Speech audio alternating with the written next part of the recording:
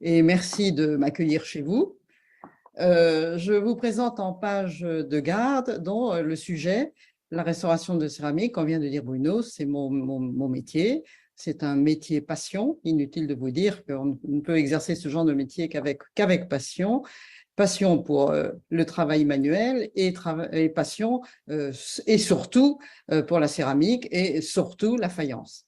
L'introduction, la présentation globale, les généralités sur la restauration, sa définition, qui ça concerne, voilà, disons un cadre global. En deuxième partie, et donc ça sera la partie bien sûr la plus importante, je vous propose les différentes étapes de la restauration et vous verrez qu'elles sont nombreuses. Et en dernière partie, on fera une conclusion avec quelques problèmes que nous pouvons rencontrer, qu'on essaye de résoudre. Le plus souvent, oui, parfois non. Voilà. Et puis après, si vous avez des questions, bien entendu, je vous répondrai avec plaisir. Alors, je confirme que ma formation a été uniquement pratique. Je ne suis ni chimiste, ni physicienne, ni historienne. Donc, c'est que du concret, du pratique. Alors, pourquoi les photos des faïences de la Tronche? Eh bien, simplement parce que je suis dauphinoise et j'ai toujours été passionnée de faïence et je me suis intéressée en particulier à la faïence Rhône-Alpes et plus précisément à la faïence de la Tronche, Grenoble-la Tronche et Trécloire. Donc, ne pas cacher son état réel. On laisse par exemple une face restaurée, une face non restaurée, ou s'il y a des manquants, etc., on reconstitue les manquants avec un enduit, mais sans jamais le cacher, sans jamais le recouvrir de rien. Il y reste à l'état brut. Donc, on a vraiment la vie de la pièce sous les yeux, mais la pièce existe. Elle est reconstituée. Ça, c'est la restauration muséographique. Alors, je précise que les restaurateurs pour les musées doivent nécessairement être diplômés d'école d'État, ce qui n'est pas mon cas. Donc, on met une tige de fer à l'intérieur du moule, une tige de fer qui dépasse des deux côtés. La partie qui dépasse sera introduite dans la faïence. Donc, on fera un trou dans la faïence avec notre machine Dremel, une tige très fine. On fait des trous relativement profonds, bien sûr.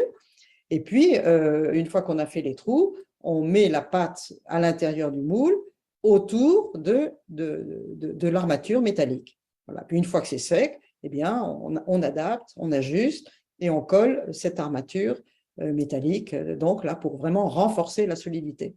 Vous utilisez la couleur du mastic ou est-ce que ça vous arrive de colorer le mastic, par exemple pour des terres comme Rouen ou les terres vernissées, où vous colorez, à ce moment-là, il n'y a plus qu'à poser la couche de peinture, juste la couleur blanche du vernis?